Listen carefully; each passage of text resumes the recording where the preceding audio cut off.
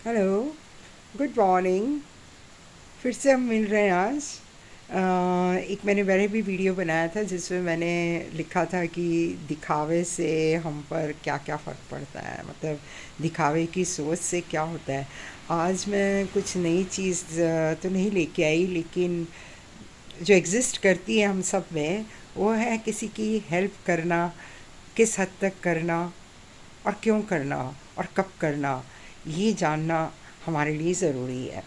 मैं जो भी बोलती हूँ मेरी लाइफ एक्सपीरियंस से बोलती हूँ, क्योंकि मुझे इन सब चीज़ों से बेनिफिट हुआ है। जो मैंने सोचा और फैसले किए कि कब मुझे क्या करना है, वही चीज़ मैं आप लोगों को बताना चाहती हूँ, स्पेशली यंगस्टर्स को और दूसरी मिडिल एज लोगों को भी। इनफैक्ट सभी एज के लोगों को पता चले कि कब हमें कैसे, किस हालात में किन की मदद करनी चाहिए और क्यों करनी चाहिए और क्यों नहीं करनी चाहिए। फॉर एग्ज़ाम्पल, जैसे कभी कोई तुम्हें लगता है कि कोई आपसे हेल्प मांग रहा है, उसे कोई फाइनेंस चाहिए, कोई पैसे कुछ और कोई मटेरियलिस्टिक चीज़ चाहिए, घर की कोई चीज़ चाहिए, तो आपको पहले ये देखना है कि क्या वो मदद करने के लायक है, क्या उसके पास फिनेंस नहीं है, या वो ऐसे ही भीड़ में आ गया है। जैसे वो कहे कि मुझे बिज़नेस के लिए चाहिए, मुझे बिज़नेस में कमी आ गई है, ये आ गया है, तो उसका पिछले का आप उसके साथ उसका रिकॉर्ड चेक मत करो कि वो क्या है, अपने साथ उसका रिकॉर्ड चेक करो और ये भी देखो कि हाँ, दूसरे लोगों के साथ उसने कुछ मतलब झोल तो नहीं किया है। अगर वो झोल करता आया है, लोगों से पैसे मांगता आया है और नहीं दिए वापस, और उनका मिसयूज़ भी कर रहा है, तो उसकी हेल्प मत कीजिए। Number two, you can help people, आप उनकी मदद कर सकते हो, ये जेन्यून होते हैं। और वैसे जेन्यून लोग जो होते हैं, वो आप देखोगे, आप खुद को महसूस कीजिए, वो इतनी आसानी से किसी का सहारा नहीं लेते या किसी की हेल्प नहीं लेते, स्पेशली फिनेंस या मटेरियलिस्टिक थिंग्स। उनके पास जितना पैसा होता है वो उसी में से खर्चने की कोशिश करते हैं और उसी में से अपना बंदोबस्त करने की कोशिश करते हैं। ये लोग वो होते हैं, एक्चुअली हेल्प लेते कौन है, पहले तो उनका नेचर समझने की कोशिश कीजिए। हेल्प वही लोग लेते हैं, ये फिनेंस की बात कर रही हूँ मैं, मटीरियलिस्टिक चीज़ों की, जिनकी ज़रूरतें ज़रूरत से ज़्यादा होती हैं। ठीक है, उनको बहुत सारी वजह होती हैं जो मैं इतने से वीडियो में कवर अप नहीं कर सकती, लेकिन फिर कभी करूँगी कि उनको क्यों हेल्प चाहिए होती है। जो संतोषी आदमी है, जिसके पास खाना पीना है, रोटी कपड़ा मकान है, तो वो कोशिश नहीं करेगा कि किसी से हेल्प लूँ फिनेंशियल, क्योंकि उसको पता है कि अगर फिनेंशियल हेल्प ली तो रिश्ते अगर बांधना है, फिर से उसको शक्ल दिखानी है उस बंदे को, तो वही पैसा तो देना ही पड़ेगा वापस। और अगर नहीं दोगे तो फिर चलो, फिर ऐश करो, फिर चलती पकड़ो, है ना, ये हो जाता है। तो वो लोग समझदार होते हैं। लेकिन कुछ ऐसे लोग होते हैं, ढीठ होते हैं, रिश्तेदारी में भी, या मामी चाचा मासी किसी से भी पैसा ले लेना उनके लिए एक आम बात है। तो ऐसे लोगों को आप सिखाइए कि आप आत्मनिर्भर बनिए। ठीक है, अगर मेरी पेंशन भी लगी है तो मैं तुम्हें क्यों दूं भाई, मुझे मेरा देखना है, कल मुझे कौन देखेगा बुढ़ापे में। और अगर मैं मर भी गई तो जो भी मेरा पैसा हो तो तुम लोगों का होगा। तो अभी जीते जी आपने ऐसी कोई गलतियां नहीं करनी है कि किसी को पैसे पकड़ाते चले जाओ। अपने लिए रखो, अपने खर्चे के लिए सोचो, और जो लाइफस्टाइल आप जीते आए हो उसको मज़े से जिए, आप उसको अच्छी तरह से जीना शुरू कीजिए। ठीक है। और एक चीज़ होती है कि जब हम किसी की हेल्प नहीं कर सकते हैं तो उसको साफ मना कर दो, नो कहना सीख लीजिए। Big N O in inverted commas underline, उसको नो कहना सीख लीजिए कि भाई देख, मैं इस हालात में नहीं हूँ कि मैं तुम्हारी मदद कर सकूँ। ठीक है, अगर उस इंसान को बुरा लगता है या वो आपसे रिश्ता फिर तोड़ने की सोच लेता है, तो रिश्ता टूटने दीजिए, उसको जहाँ भी जाना है जाने दीजिए। आपसे उसका कोई रिलेशन रहे ना रहे, आपको रिग्रेट नहीं करना है, मतलब कि वो आपके काबिल ही नहीं था। क्योंकि ये थोड़ी है कि अगर आपने मेरी हेल्प नहीं की दोस्ती में या किसी रिश्ते में, तो मतलब अब मैं आपसे कन्नी काट लूँ, रिश्ता काट लूँ। और अगर इंसान ऐसे करते हैं तो उनको टाटा बाय बाय कीजिए तुरंत, ASAP, without any delay. Number three, अब दोस्ती में होता है, कुछ लोग को हम लोग, तुमने देखा है कि हम मदद कर देते हैं, लेकिन वो कभी हमें क्या कहते हैं कि टाइम से रिटर्न कर देते हैं, या फिर बार बार उनको लेने की आदत होती है मगर रिटर्न भी कर देते हैं, तो फिर उनको एक दिन पूछना चाहिए, भाई तेरी ऐसी क्या रिक्वायरमेंट होती है, हर बार तो आता है यार, मदद ले लेता है और फिर दे भी जाता है, तो इससे अच्छा तेरे पास जो भी है उससे खर्चा कर या मेहनत और कर या कुछ ऐसा कर कि तेरे पास उतने पैसे बन सकें। और अगर नहीं बन सकते तो फिर उनको थोड़ा सा स्पिरिचुअल ज्ञान दे दीजिए कि जो भगवान ने दिया है उसी में खुश रहना सीख लो जी, ठीक है, मेरे पास तो बस इतना है।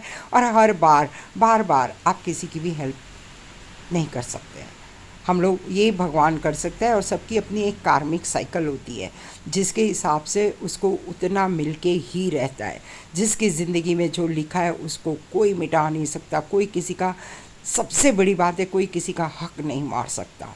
अगर किसी की ज़िंदगी में लिखे करोड़ों रुपए तो उसको मिलने ही मिलने हैं, चाहे लाख दुनिया कोशिश कर ले। ऐसे ही हमें अगर कुछ नहीं मिलना है तो लाख हम दुनिया से हेल्प ले लें, पूरी दुनिया हमें करोड़ों रुपए दे दे, लेकिन वो पैसा नहीं टिकेगा, ठीक है। तो ये चीज़ अगर लोगों की दिमाग में आने, समझ में आनी शुरू हो जाए, तो मुझे नहीं लगता ये हेल्प हुल्प करने का जो ट्रेंड चलता है दुनिया में वो चलेगा, ठीक है। एक होती है मोरल सपोर्ट वाली हेल्प कि हाँ भाई कोई बीमार है या कोई कुछ है तो उसकी कुछ, आप उसके पास कुछ नहीं है तो आप उसकी दवाइयाँ ला दीजिए, आप उसकी मदद कीजिए, वो और बात होती है, ठीक है, वो इंसानियत की बात है। लेकिन हमें जज करना है कि वेदर दिस कॉन्टेक्स्ट, ये जो सर्कमस्टेंसेस हैं, ये जो सिचुएशन है, वो क्या ऐसी हालत है, जेन्यून है कि जो इंसानियत की डिमांड कर रही हैं। अगर वहाँ इंसानियत आ जाती है और आपको लगता है कि आगे पीछे ना कोई पूछ है, ना कोई इसका सिर है, ना इसका कुछ भी नहीं है, वहाँ पे आप किसी की हेल्प कर सकते हो, ठीक है, वंस एंड फॉर ऑल। और कुछ लोगों को होती है, यू नो, मेरे पास एक अगले वीडियो में मैं आपको भगवान के मंदिर में जो पैसे चढ़ाए जाते हैं उसके बारे में मैं आपसे ज़रूर बात करूंगी। हमारा हमेशा एक कन्फ्यूजन रहता है कि मैं मंदिर में गई और मैंने भगवान को पैसे नहीं चढ़ाए तो भगवान क्या सोचेगा, यार मैंने तेरे को इतना दिया, तू मुझे 2 रुपये भी नहीं दे सकता है क्या। तो हम लोग क्या करते हैं, लो जी 100 रुपया चढ़ा दिया, लो जी 10,000 चढ़ा दिए, लो जी 5,000 चढ़ा दिए, ठीक है। लेकिन यही पैसे हम कैसे दुनिया के लिए, अच्छे कॉज के लिए यूज़ कर सकते हैं, ये मैं आपको अगले वीडियो में ज़रूर बताऊंगी। This are all the things that I tell you is based on my own personal experience and today because I have peace I live in a blissful state of mind. ये सब मैं आपको इसलिए देना चाहती हूँ कि सतर्क हो जाइए, जहाँ व्यवहार करना है वहाँ कीजिए। हर जगह पे अपने आप को चाची आंटी बनाने की आपको ज़रूरत नहीं है, ठीक है। यू बी रिज़र्व्ड जहाँ आपको रिज़र्व रहना है। और हाँ, दिल से सबके लिए अच्छा सोचिए, हमेशा अच्छा सोचिए। अगर आप किसी की मदद नहीं भी कर सकती तो भगवान से बात कीजिए ना, भगवान तो पास ही रहता है, अपने में ही है वो तो। वो कबीर जी ने कहा ना, कहाँ कहाँ ढूंढे मोको, मैं तो तेरे में हूँ। तो भगवान तो हमारे में, तो उसी से बात कर लिया करें ना, हमारे बॉस से बात कर लिया करें हम कि भगवान जी देखो ये मेरे पास मदद करने के लिए आए, मेरे से तो कुछ हो नहीं रहा और मेरे पास है भी तो मेरी देने की नीयत नहीं हो रही है, आप प्लीज़ इसकी हेल्प कर दीजिए ना, please help him out if you can. फिर उसको छोड़ दीजिए, क्योंकि सभी, मैंने अभी समझाया था, सबका लेना देना दुनिया में हम अगर आए हैं तो कार्मिक साइकिल पे डिपेंड करता है, हमने क्या करतूतें की थी पिछले अगले जन्मों में, उसके बेस्ड ऑन दैट हमें ये एक्सेप्ट करके लाइफ में चलना होगा कि this is what I deserve and this is what the other person deserve, okay, ठीक है।